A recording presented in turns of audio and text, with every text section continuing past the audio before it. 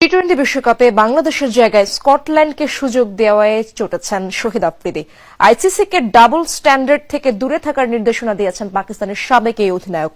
অস্ট্রেলিয়ার সাবেক cricketer Jason Gillespie বুঝে উঠতেই পারছেন না, ভারত যদি চ্যাম্পিয়ন্স ট্রফির ম্যাচগুলো অন্য ভেন্যুতে খেলতে পারে, বাংলাদেশের বেলায় আইসিসির সমস্যা কোথায়?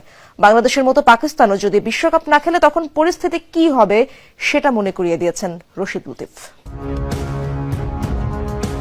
এবারের টি-20 বিশ্বকাপে যে বাংলাদেশের খেলা হচ্ছে না, এই খবর নিশ্চয়ই আপনার জানা।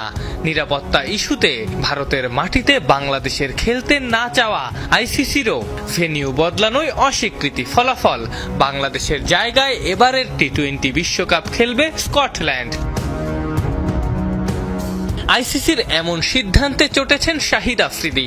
পাকিস্তানের সাবেক অধিনায়ক আইসিসির প্রতি ক্ষোভ প্রকাশ করে সামাজিক যোগাযোগ মাধ্যমে লিখেছেন, আইসিসিকে ডাবল স্ট্যান্ডার্ড থেকে দূরে সরে এসে স্বচ্ছতায় মনোযোগ দেওয়া উচিত।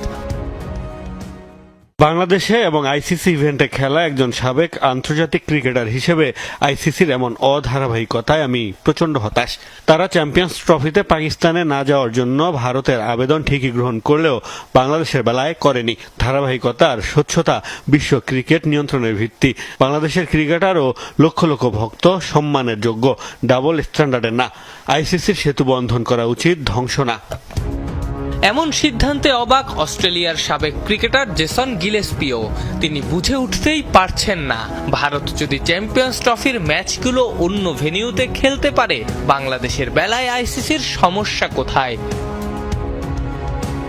আইসিসি কি কোনো কারণ দেখিয়েছে কেন ভারতের বাইরে বাংলাদেশ তাদের ম্যাচগুলো খেলতে পারবে না?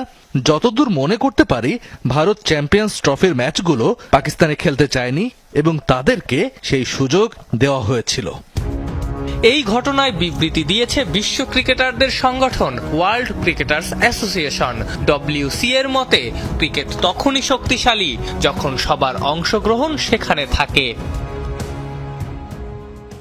বিশ্বকাপের শুরু থেকে যে দলটা খেলছে, বিশ্বকাপে সেই বাংলাদেশে না থাকা তাদের ক্রিকেটার ভক্ত তো বটেই, আমাদের জন্য অনেক কষ্টকর। ক্রিকেট তখনই শক্তিশালী হবে যখন সকল ক্রিকেটার ও সকল দলকে সম্মানিত করা হবে এবং ঠিকঠাকভাবে সাহায্য করা হবে।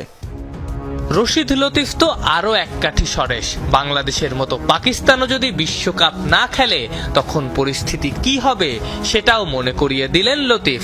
পাকিস্তানের সাবেক অধিনায়ক বলছেন, পাকিস্তান না খেললে ভারতের বিপক্ষে খেলতে পারে উগান্ডা, সেটাও আহমেদাবাদে 1,32,000 দর্শকের সামনে।